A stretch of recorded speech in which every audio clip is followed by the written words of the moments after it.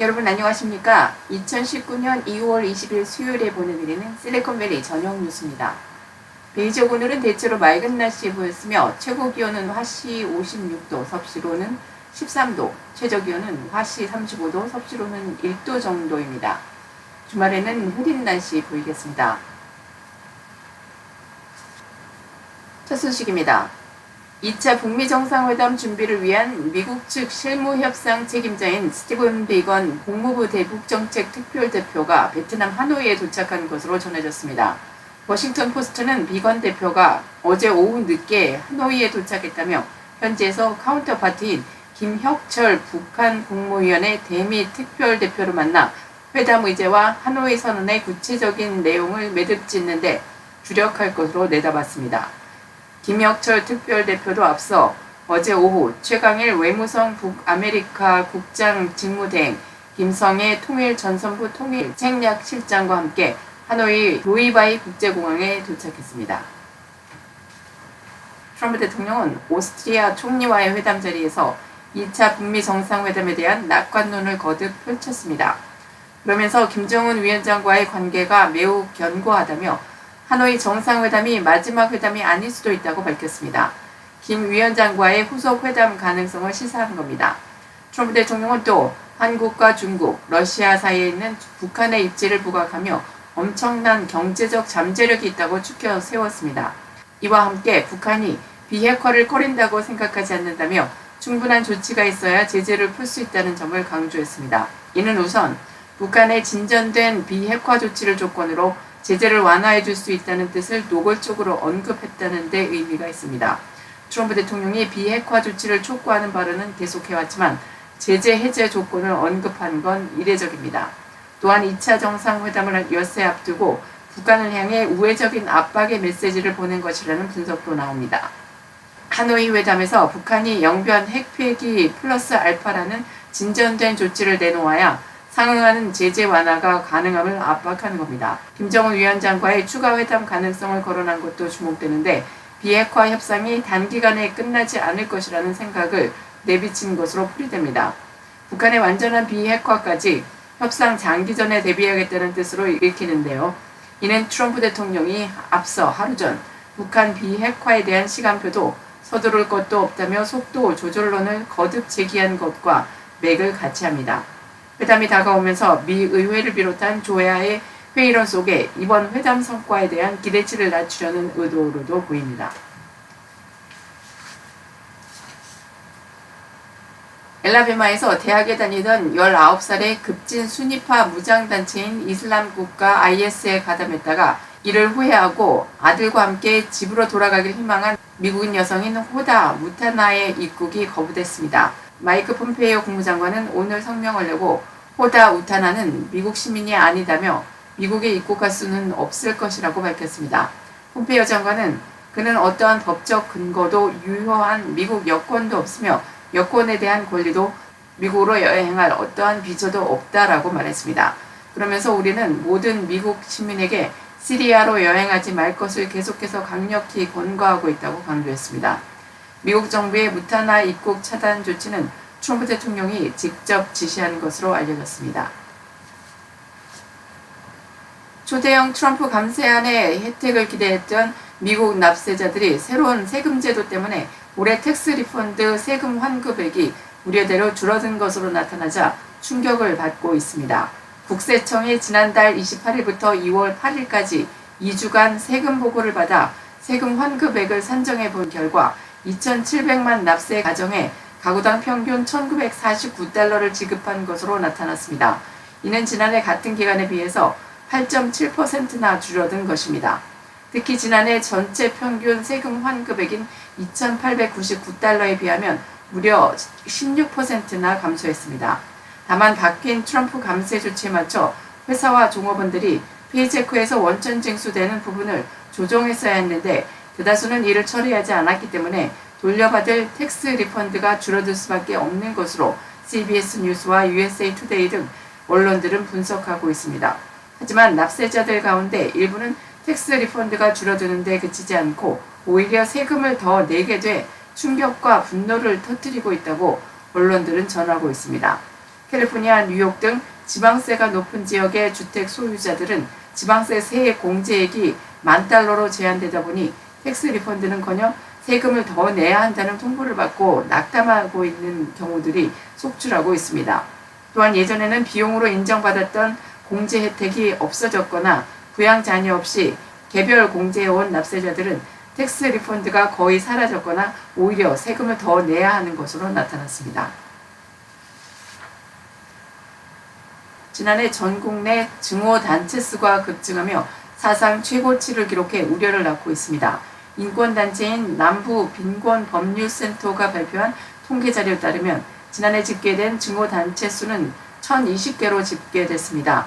이는 1년 전인 지난 2017년 954개와 비교하면 7%, 66개나 늘어난 수치입니다. 지난 2013년 939개에서 1년 뒤 155개가 줄며 784개로 크게 감소했지만 2015년 차츰 늘어 현재에 이르게 된 겁니다. 증오단체 가운데는 쿠클럭스 클랜과 네오 나치 등 백인 우월주의 단체들이 지난해 50%나 증가했습니다. 지역별로는 캘리포니아주 내 증오단체가 가장 많은 것으로 집계됐습니다. 지난해 캘리포니아주 내 증오단체 수는 83개로 1년 전보다 8개 늘었습니다. 캘리포니아주를 포함한 전국 내 증오단체 수 증가는 인종과 성, 종교 등 각종 요소들을 배경으로 한 분열이 과열 양상으로 치닫고 있는 것을 여실히 보여주는 것이라는 분석입니다. 남부 빈곤법률센터의 하이디 베이리치 디렉터는 최근 5년 동안 전국 내 증오단체들의 수가 늘어난 것은 이들의 활동 제약이 비교적 약해졌기 때문이라고 지적했습니다. 이어 트럼프 대통령이 국내 분열을 조장하고 있다고 꼬집었습니다. 베이리치 디렉터는 분열을 잠재우기 위해 노력했던 역대 대통령들과는 달리 분열을 조장하는 정책을 지속해서 펼치고 있다고 비난했습니다. 한편 플로리다와 텍사스 내 증오단체는 각각 75개와 73개로 캘리포니아주에 이어 전국에서 증오단체가 가장 많은 것으로 집계됐습니다. UC 산타크루즈 학생이 약물 판매 앱을 만들어 거래한 혐의로 기소됐습니다. 샌프란시스코 크로니클 보도에 따르면 콜린 라이디 하워드는 바나나 슬러그라는 이름의 앱을 만들어 코카인, 필로폰, 몰리 등의 약물을 판매 중이었으며 위장 근무 중이던 국토안보부 직원에게 적발되어 15일 체포됐습니다. 이후 한 건의 코카인 소지 및 판매 혐의와 3건의 메탄페타민 소지 및 판매 혐의로 검찰에 기소돼 어제 법정에 섰습니다. UC 산타크루즈 경찰은 교내에 하워드의 앱을 광고하는 포스터를 발견하고 국토안보부에 수사를 의뢰했으며 이에 따라 국토안보부 직원이 고객으로 위장해 마리화나와 코카인, 필로폰을 구매하는 과정에서 하워드를 체포했다고 밝혔습니다. 코카인 판매 혐의가 인정될 시 하워드는 최대 20년의 징역살이에 처하고 약물 소지와 판매에 각각 $1,000,000 벌금이 부과될 수 있습니다. 또 메탄페타민 판매 혐의로 최대 40년의 징역살이와 $500,000 벌금형을 받을 수 있습니다. 산호제에서 어젯밤부터 오늘 새벽까지 5건의 연쇄 강도 사건이 발생했습니다. 첫 번째 사건은 코틀로드 5500번지의 오토존에서 발생했으며 두 번째 사건은 알마덴 익스프레스웨이의 오토존에서, 세 번째는 건너편 오레일리 오토파트에서 발생했습니다. 도난 물품량은 정확히 파악되지 않았으나 피해액은 수만 달러에 달한다고 경찰이 밝혔습니다. 또한 오크리지몰 근처의 베이퍼 스토어도 오늘 새벽 2시경 강도가 침입했습니다. 신원미상 남자들이 얼굴을 가리고 침입했으나 옆 가게의 인기척에 놀라 도주한 것으로 알려졌습니다. 다섯 번째 사건은 툴리로드 1855번지 이스트리치 리코스토에서 새벽 3시에 발생했습니다. 상점 보안회사로부터 비상 연락을 받은 경찰이 출동해 가게 안에 침입했던 남자 1명을 체포했습니다. 경찰은 이 사건은 앞에 4사건과는 연관이 없는 것으로 보고 있습니다. 살인적인 주택가격을 피해 탈출했지만 일자리 때문에 베이 지역으로 장거리 통근하는 인구가 17만 명에 달하는 것으로 조사됐습니다. 베이 지역 카운슬 발표에 따르면 2017년 센트럴밸리를 포함해 인접 12개 카운티에서 베이 지역으로 통근하는 인구는 16만 9,073명으로 나타났습니다. 샌호아킨, 머세드, 스테니슬라우스 카운티에서 평균 60마일에서 120마일 거리의 통근자는 86,445명이며 이는 2010년 대비 43% 증가한 수치입니다. 샌 호아킨 카운티 주민은 베이지역 통근을 위해 평균 73마일을 운전하며 스테니슬라우스 카운티 주민은 평균 96분을 길 위에서 보냅니다. 머스테드 카운티 통근자들은 평균 98분 걸려 베이 지역에 진입하는 것으로 나타났습니다. 이뿐만 아니라 욜로, 플레서, 엘도라도, 유바, 셔터 카운티에서도 베이 지역으로 몰려들고 있습니다.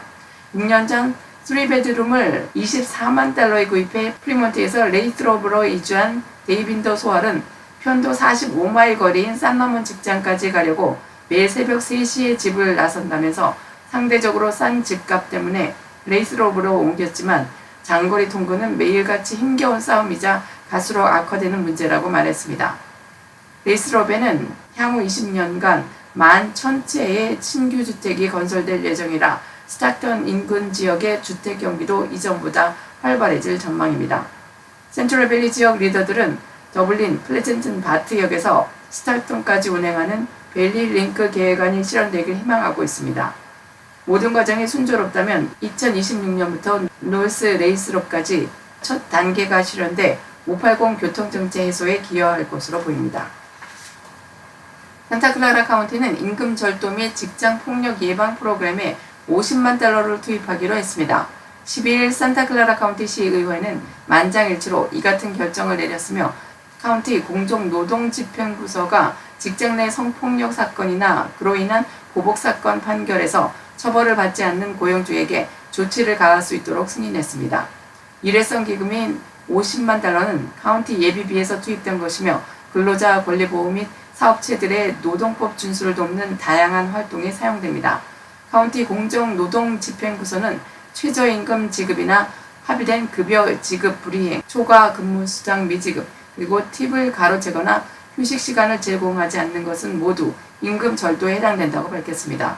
또한 근로자가 연방 또는 주정부 노동국에 불이행 사항을 신고했을 때 카운티 담당 부서의 해결 노력에도 해당 사업체가 적절한 조치를 취하지 않을 경우 사업 면허를 취소할 수 있다고 말했습니다.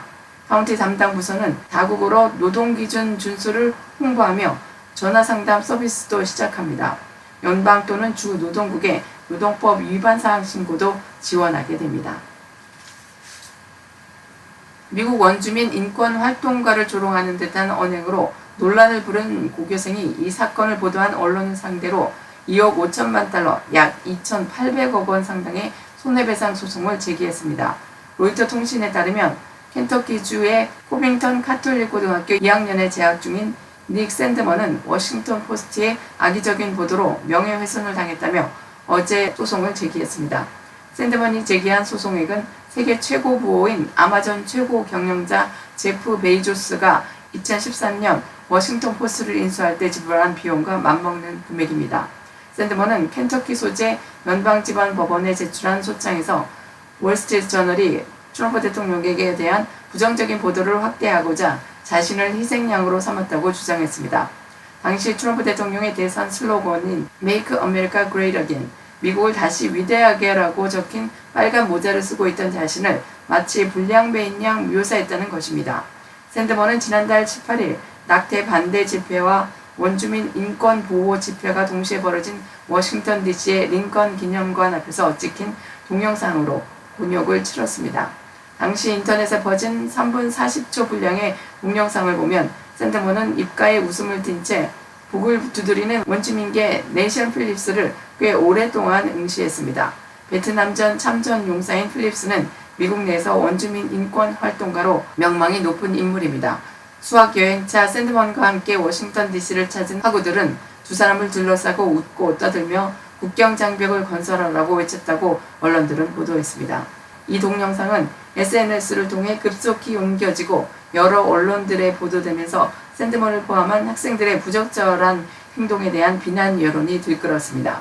하지만 추가로 공개된 1시간 46분 분량의 동영상에선 4~5명의 히브리계 흑인들이 먼저 원주민들과 백인 학생들을 모욕하는 등 사건의 발단을 제공한 것으로 드러나 너무 성급하게 학생들을 매도한 게 아니냐는 반론도 제기됐습니다.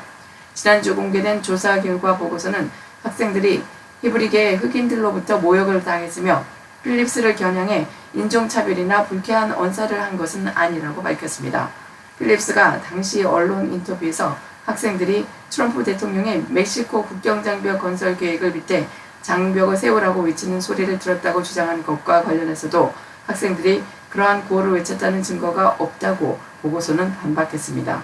보고서는 사실관계를 확인하고자 여러 차례 필립스를 접촉하려 했으나 연락이 닿지 않았다고 말했습니다. 한편 샌드먼의 변호인은 향후 수주 내에 유사한 내용의 추가 소송을 제기할 것이라고 밝혀 이번 법적 분쟁이 확전 양상을 보일 것으로 전망됩니다. 워싱턴 포스트 측은 샌드먼이 제출한 소장 복사본을 확보해 검토하고 있다면서 법적 대응 방침을 밝혔습니다.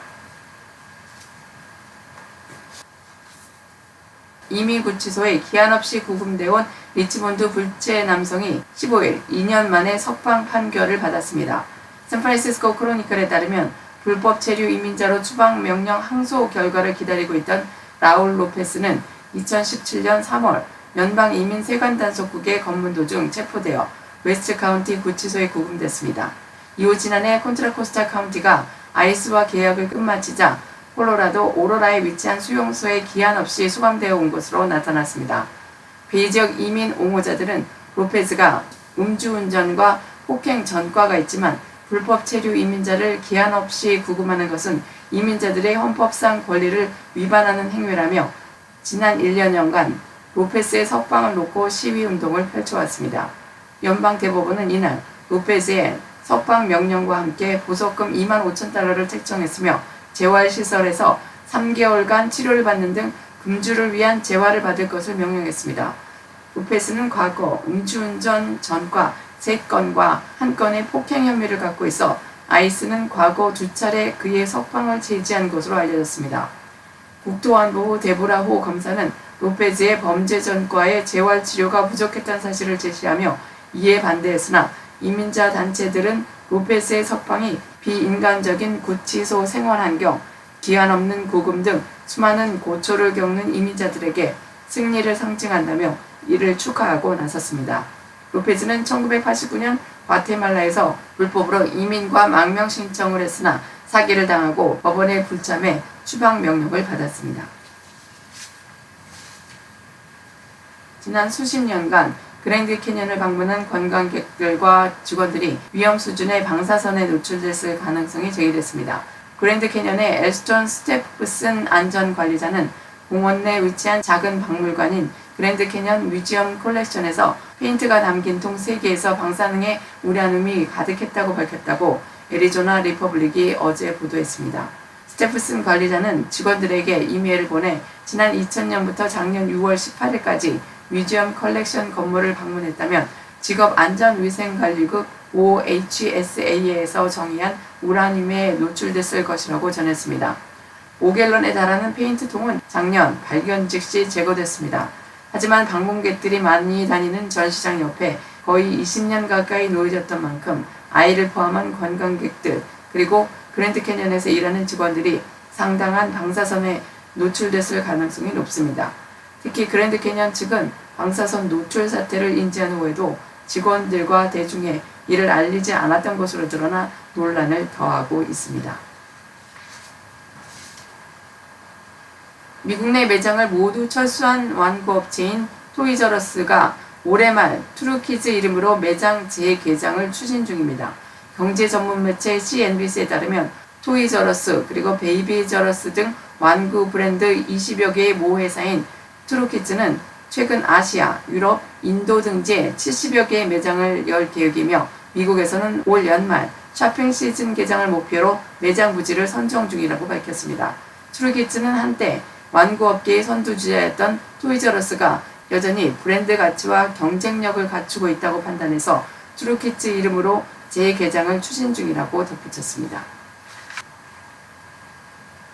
오늘 뉴욕 증권거래소에서 다우존스 30 산업 평균 지수는 전장보다 63.12포인트 상승한 25,954.44의 거래를 마쳤습니다. 스탠더드 앤드 푸어스 500 지수는 전장보다 4.94포인트 상승한 2,784.70에 기술주 중심의 나스닥 지수는 2.30포인트 오른 7,489.07에 장을 마감했습니다.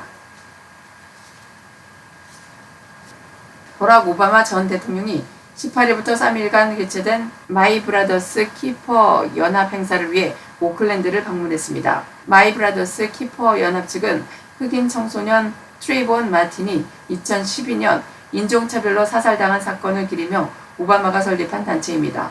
이번 행사는 청소년 폭력 감소와 인종차별 등 구조적 불평등에 대처하는 차세대 유색인종들의 역량을 높이는 방안들이 주제로 다뤄졌습니다.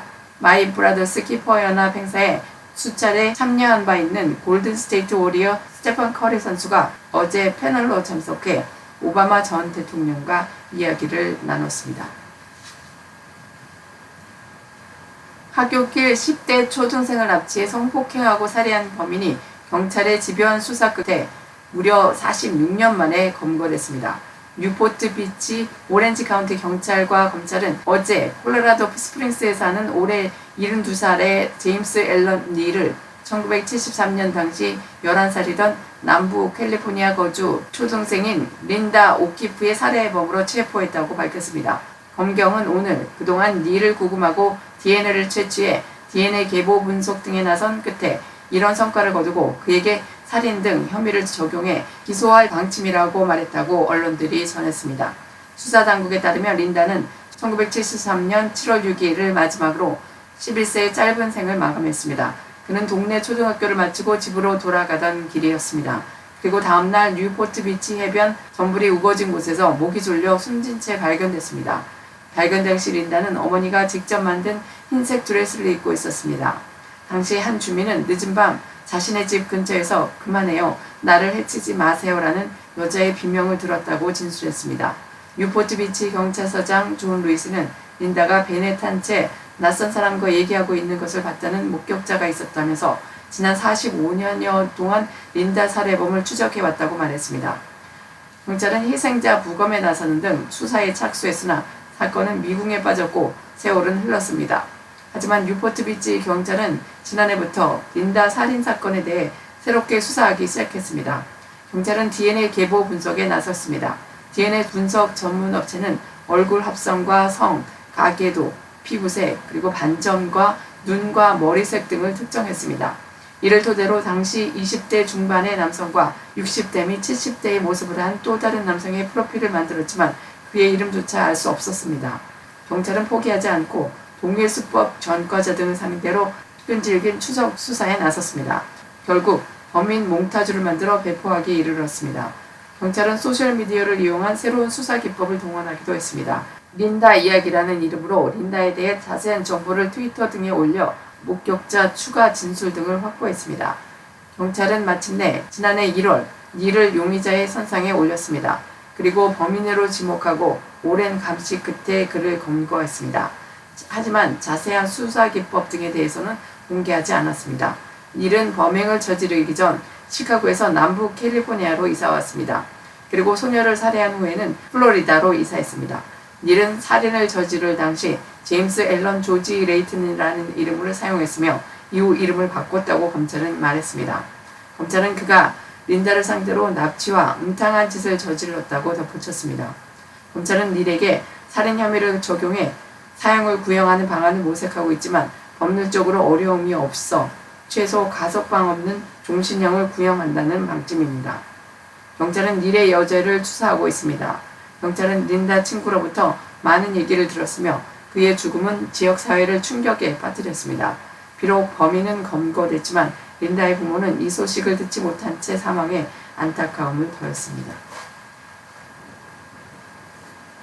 한국 소식입니다. 김정은 북한 국무위원장이 미국과 한국을 향한 자신의 외교적 접근에 반대한 것으로 의심되는 정적들을 추방하거나 투옥 또는 처형하고 있다고 월스트리트 저널이 어제 보도했습니다. 월스트리트 저널은 탈북민 단체인 북한전략센터의 보고서를 인용해 김 위원장이 북한의 부유한 엘리트층 50에서 70명을 숙청하고 그들의 재산을 몰수했다고 전했습니다. 이런 보도는 김 위원장이 트럼프 대통령과 2차 미국 정상회담을 일주일 앞둔 가운데 나왔습니다. 북한전략센터는 전 현직 북한 고위관리 20명을 인터뷰해서 이번 숙청 작업이 불법으로 불을 쌓은 고위직 간부들을 겨냥하고 있다고 소개했습니다. 보고서 등에 따르면 작년 말 시작된 숙청 작업은 북한 기득권층이 모은 외화 몰수에 초점을 맞추고 있으며 현재까지 수백만 달러를 거둬들인 것으로 추정됐습니다. 반부패 슬로건을 내건 이 작업은 국제사회의 대북 경제 제재 하에서 반대파의 목소리를 잠재우고 김정은 정권의 재정을 강화하기 위한 의도를 갖고 있다고 미 안보 전문가들과 한국의 전직 정보 관리들이 분석했습니다. 대북 제재로 수출이나 국제 금융망 접근이 막히면서 전통적인 외화 획득이 어렵게 되자 숙청 후 자산 몰수로 필요한 재정을 보충하고 있다는 분석입니다. 지난해 11월 귀임을 앞두고 잠적한 조성길 전 이탈리아 주재 북한 대사 대리의 미성년 딸이 평양으로 송환될 것으로 밝혀져 이탈리아 정가에 파문이 일고 있습니다. 이탈리아 외교부는 조성길 전 대사 대리의 딸이 북한으로 되돌아간 사실을 공식 확인했습니다. 이탈리아 외교부는 성명에서 북한 측이 작년 12월 5일 통지문을 보내와 조성길 전 대사 대리와 부인이 11월 10일에 대사관을 떠났고 그에 따른 11월 14일에 북한으로 돌아갔다고 보고했습니다. 외교부는 조성길 전 대사 대리의 딸이 조부모와 함께 있기 위해 북한에 되돌아가고 싶다는 희망을 밝혀 대사관의 여성 직원들과 동행해 북한으로 돌아간 것으로 북한 측이 설명했다고 밝혔습니다. 이탈리아 외교부의 이 같은 발표는 태영호 전 영국 주재 북한 공사가 조성길 전 대사 대리의 미성년 딸이 평양으로 송환됐다고 주장했다는 소식이 전해진 후 나온 것입니다. 이런 가운데 마리오 디 스테파노 이탈리아 외교차관은 조 전 대사 대리의 딸이 북한 정보기관에 의해 강제로 송환됐다는 일각의 보도가 사실이라면 북한을 비롯한 관련자들이 책임을 져야 할 것이라고 경고했습니다. 현지 뉴스통신인 안사는 조성길 전 대사 대리의 딸은 17세로 고등학교에 다니고 있다고 전했습니다. 조성길 전 대사 대리는 이탈리아에서의 임기를 마치기 직전인 지난해 11월 부인과 함께 행방을 감춘 뒤 이탈리아의 보호를 받으면서 서방 국가로 망명을 타진하고 있거나 이미 서방의 특정 국가로 망명을 한 것으로 추정되고 있습니다. 미성년자 강제 송환설에 이탈리아 의원들은 정보기관 책임자가 조속히 의회에 보고하라고 촉구했습니다. 국제 소식입니다. 멸종 우려가 제기되어 온 갈라파고스 거북이 113년 만에 갈라파고스의 외곽섬에서 발견됐습니다. 오늘 AP통신에 따르면 에콰도르 환경부는 성명을 통해 갈라파고스 국립공원 공동탐험대와 갈라파고스 관리단이 갈라파고스 서쪽 페르난디나 섬에서 100살이 넘은 암컷인 페르난디나 자이언트 거북을 발견해 산타크루즈 섬의 전용 사육장으로 옮겼다고 밝혔습니다. 페르난디나 거북이 발견된 것은 113년 만입니다. 지난 1906년 이래로 거북의 배설물이나 선인장을 깨문 흔적이 잇따라 발견되고 2009년에는 거북으로 보이는 생물이 관찰되기도 했지만 공식적으로 존재가 확인된 것은 아니었습니다. 연구진은 암컷 거북과 함께 발견된 배설물 등을 통해 섬 안에 또 다른 거북이 살고 있을 것으로 보고 자연 번식에 대한 가능성도 배제하지 않았습니다. 듀크 대학교의 스튜어트 핌 생태보전학 교수는 이번에 발견된 암컷 거북이 오랫동안 정자를 품고 있을 수 있었다며 번식에 대한 희망이 남아있다고 밝혔습니다. 페르난디나 거북은 세계자연보전연맹이 정한 멸종위기 동식물 목록에서 심각한 위기종과 절멸 가능종으로 분류되는 멸종위기종입니다. 시리아 내전을 피해 캐나다로 망명한 시리아 출신 아이들 7명이 화재로 목숨을 잃어 주위에 안타까움을 사고 있습니다. 오늘 CNN은 어제 오전 캐나다 노바스코샤 헬리팩스에서 발생한 화재로 시리아 출신 어린이 7명이 모두 숨졌다고 전했습니다. 이들은 지난 2017년 9월 시리아 내전을 피해 망명한 가족으로 알려졌습니다. 이들의 어머니 카우타르는 부상 없이 무사히 탈출했으나 아이들을 잃은 충격에 괴로워하고 있는 것으로 알려졌습니다. 아버지 에브라임 바로우는 아이들을 구하려다 중상을 입고 병원에서 치료를 받고 있습니다. 정확한 화재 원인은 아직 밝혀지지 않았으며 현지 소방당국은 사고 원인을 파악하기 위해 조사를 이어가고 있습니다. 건강 소식입니다. 비타민 D가 뇌의 인지 기능에 영향을 미치는 메커니즘이 밝혀졌습니다.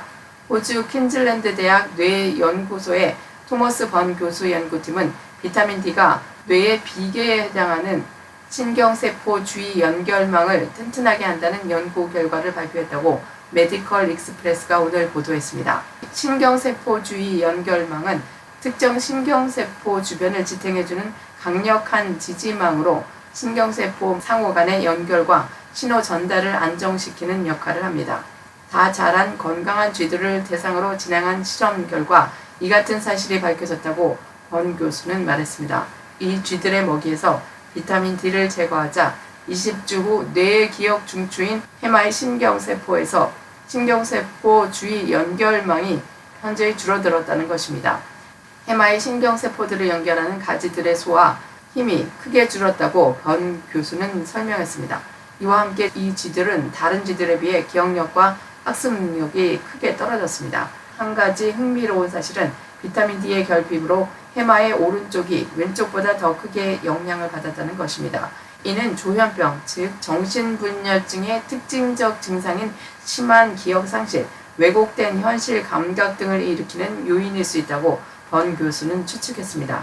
비타민 D 결핍은 조현병 위험을 높일 수 있는 것으로 알려졌습니다. 이 연구 결과는 과학 전문지인 뇌 구조와 기능 최신호에 실렸습니다. 이상으로 2019년 2월 20일 수요일 실리콘밸리 저녁 뉴스를 마칩니다. 오늘도 함께해 주신 여러분 고맙습니다. 부족한 가운데 실리콘밸리 유튜브 뉴스를 시작합니다. 여러분의 격려와 도움이 필요합니다. 좋아요 버튼과 구독 버튼을 눌러주시고 또한 그 옆에 있는 좋은 그림도 클릭하시면 제가 뉴스 올리는 즉시 알림을 받아보시고 뉴스를 들으시면 되겠습니다. 그리고 주위에 있는 분들께 공유해 주시는 것도 잊지 마시고요. 공유는 카톡이나 텍스트로도 해주시지만 주위에 유튜브를 낯설어 하시는 어르신분들이나 지인분들께 어떻게 보는지 설정을 도와주시면 더욱 훌륭한 일을 하시는 겁니다. 유튜브에 가셔서 실리콘밸리 뉴스를 치시면 되겠습니다. 여러분의 힘으로 좀 더 발전된 실리콘밸리의 로컬 뉴스 방송이 될 수 있도록 힘을 실어주시면 고맙겠습니다. 좋은 의견이 있으시면 언제든지 이메일 siliconvalleykoreannews@gmail.com으로 보내주시면 감사하겠습니다. 편안한 저녁 되시고 내일 다시 찾아뵙겠습니다. 여러분이 힘입니다.